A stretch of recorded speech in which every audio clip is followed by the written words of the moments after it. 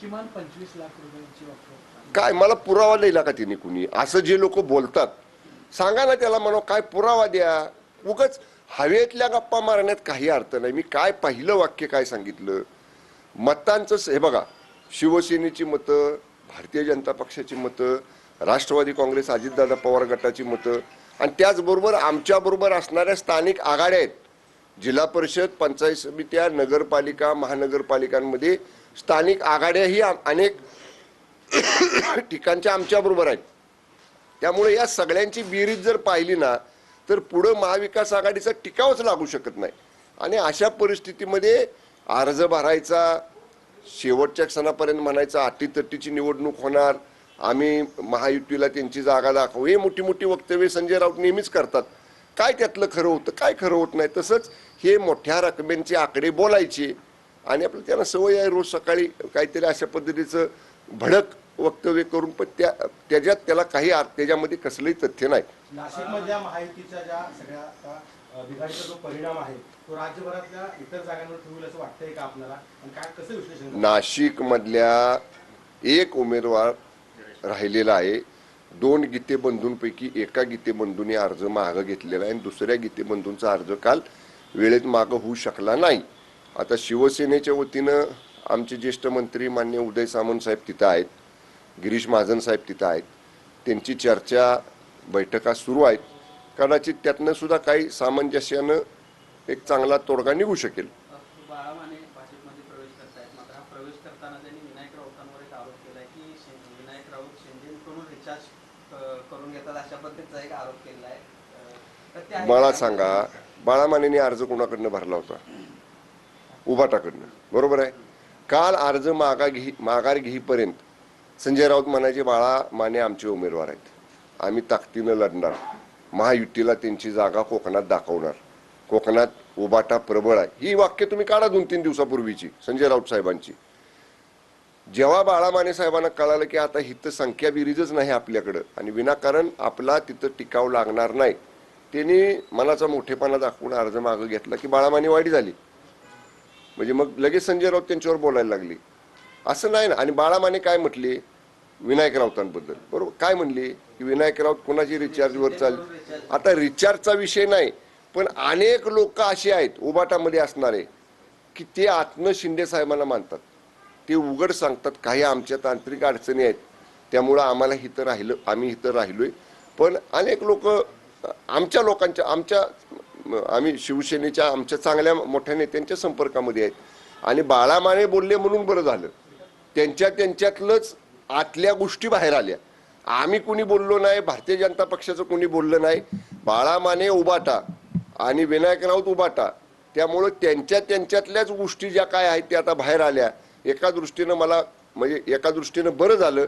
महाराष्ट्रातल्या लोकांना उबाटामध्ये आतमध्ये काय चाललंय हे बाळा मानेंच्या वक्तव्यामुळे बाहेर लोकांना कळालं. पण त्यांनी मग असा देखील दावा केलेला आहे की उदय सामंत उपमुख्यमंत्री पदाची संधीची वाट बघतायत, कधी एकदा ती संधी आपल्याला मिळतायत या तयारीमध्ये ते आहे. कोण म्हणलं? बाळा माने. काय संबंध नाही, काही संबंध नाही त्यांचा. ते बाळा मानेंना आमच्या शिवसेनेतल्या अंतर्गत गोष्टी माहीत असायचं काही कारण नाही. आम्ही सगळ्यांनी जेव्हा ही भूमिका 40 आमदारांनी 2022 साली घेतली, 50 आमदारांनी, आज देखील आम्ही 60 आमदार शिवसेनेचे आदरणीय शिंदे साहेबांच्या नेतृत्वाखाली आहोत. आमचे नेते, पक्षाचे मुख्य नेते आदरणीय एकनाथजी शिंदे साहेब आहेत. आमच्यातला कुणीही ना मंत्री, ना आमदार, ना खासदार, ना कुणी नेता, आम्ही एकमेव नेतृत्व पक्षामध्ये मानलेलं आहे ते आदरणीय शिंदे साहेबांचं आहे. त्यामुळे आमच्यात गैरसमज निर्माण करायचा मान्य उदय सामंत साहेबांकडे लोकांनी शंकेनं बघावं. याच्यासाठी केवळ ते बाळा मानेंचं स्टेटमेंट असू शकतं, त्याच्यामध्ये 0% तथ्य आहे. चला, शिवसेना शिंदे गटामधलं जे काही संबंध आहेत ते ठीक आहेत का? कारण संजय शिरसाट यांनी देखील परवा एक दावा केला की भाजप शिवसेनेला मला सांगा, महायुतीमध्ये मोठा पक्ष भाजप आहे, त्यांच्या खालोखाल आम्ही आहोत आणि आमच्या खालोखाल राष्ट्रवादी काँग्रेस, शरद पवार, अजित पवार, अजितदादा गट आहे. जर समन्वय नसता, जर आमच्यात एकमेकांच्या मध्ये बेबनाव असता तर 2 दिवस मला सांगलीला पाठवून मान्य शिंदे साहेबांनी तानाजीराव पाटलांच्या सारख्या दिग्गज नेत्याला त्यांना विनंती करून त्यांचं मन परिवर्तन करून अर्ज माघार घ्यायला लावली नसती ना. आम्ही हाताची घडी काढून बघत बसलो असतो. त्यामुळं बिलकुल असं काही नाही. हे बघा, किरकोळ कुरबुरी ह्या सगळ्याच पक्षात जातात. ते एकत्र 3 पक्षांचं एकत्र सरकार म्हणल्यावर थोडंसं भांड्याला भांडं कुठेतरी लागतं.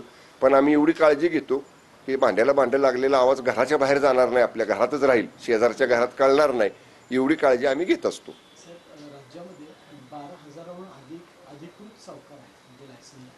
तर तरीही या बाकीच्या सावकारांची संख्या कमी होताना दिसत नाही. विदर्भ, मराठवाड्यामध्ये शेतकऱ्यांची मोठ्या प्रमाणात पिळवणूक चालू आहे. त्याच्यावर राज्य सरकार किंवा काय? बरं का, मी पाठीमागं जेव्हा गृह विभागाचा राज्यमंत्री होतो आणि ग्रामीण गृह विभाग हा माझ्याकडे होता, त्यावेळी सहकार विभागाला, कारण खाजगी सावकारांना लायसन द्यायचा अधिकार हा सहकार विभागाचा आहे, त्यामुळे मी त्यावेळी गृह विभाग आणि सहकार विभाग असं जॉईंट ऑपरेशन त्यावेळी आम्ही राबवलं होतं. म्हणजे कर्जबाजारीपणामुळे जेव्हा विशेषतः विदर्भ मराठवाड्यातल्या शेतकऱ्यांनी मोठ्या प्रमाणामध्ये आत्महत्या केल्या आणि त्याचं जेव्हा खोलवर आम्ही पोचलो की बँकांचं, पतसंस्थांचं, विकास सेवा सोसायट्यांचं कर्ज एका बाजूला आणि खाजगी सावकारांचं कर्ज एका बाजूला,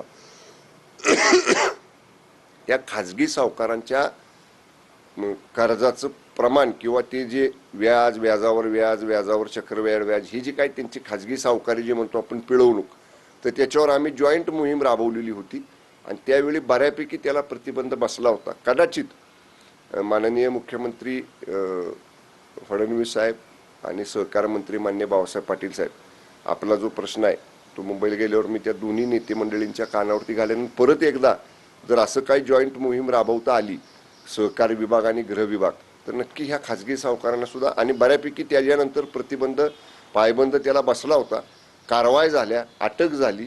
त्यांची जी काय खोटे स्टॅम्प पेपर वगैरे खाजगी सावकारांनी विशेषतः विदर्भ मराठवाड्यात केली होती, आपण जप्त करून त्यांच्यावर फौजदारी गुन्हे दाखल करून त्याला अटकही केली. त्यावेळी आपण ही मोहीम राबवलेली होती. कदाचित परत एकदा शासन त्याचा विचार करेल.